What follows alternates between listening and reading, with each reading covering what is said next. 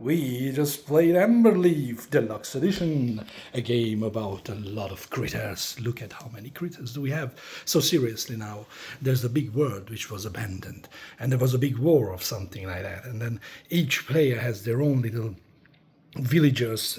They are lined here on this track, but now you can see that I moved a lot of them inside. So basically each player has their own little neighborhood, homestead, whatever you want to call it. I don't know exactly the name, and you play all kinds of hero cards on this one, and they trigger effects, and then you build, spending resources, you build all these buildings, and you can see that you have all kinds of buildings here, like villages, marketplaces, mills, whatever, and then you move in your little people, which are like frogs and rats, and you have owls and bunnies. You have little bunnies, and basically when you take them off from this track, you get bonuses, and you have all kinds of resources like the food, wood, stone, and you have honey.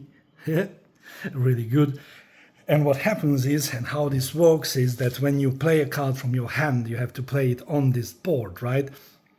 And it says here that, let me just find one of these. You play this card here, and it says that you gather one wood for every wood icon, and then you count one wood icon, two wood icons, and if this would have been built, I have two more, so I'm going to gather 4 of these woods.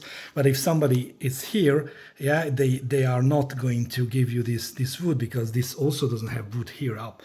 And it has a very clever thing, because you fill out your board like this, and then on your turn, if you don't want to play a card, you can say I'm going to shift them, and you always shift them right, to the left, and some of them even have this kind of super effect, which when they are shifted, you are getting a new resource. So this one gives me one of these resources, right? And this one, you can practically, it's a new action for you. Until this is on the board, you can play it once, that you can spend one stone, and then you have a build action. So yeah, so you can imagine, like for example, this guy here, when you slide them off the board and they get back to your hand, you can build one, because it has this fall off mechanic. So it's really good. It has a lot of things that you have to pay attention to, but it's surprisingly easy to learn, and you get a lot of points by building a lot of stuff around, and make sure you have neighborhoods here. And then whenever you are in one of these clearings with your, this was mine character, this heron, whatever, and you are in this clearing, and you can have these little tokens, and if they are your color, you get to choose one of these promises or favors, and then if you complete them, you score them at the end of the game. And you can see, you can also, whenever, for example, you see this symbol of campfire, you can get a new hero into your hand, and you can, and the hand is not like deck building in that sense that you draw cards. No. Every card from here, from the tableau, gets back into your hand, and it's available for you to choose.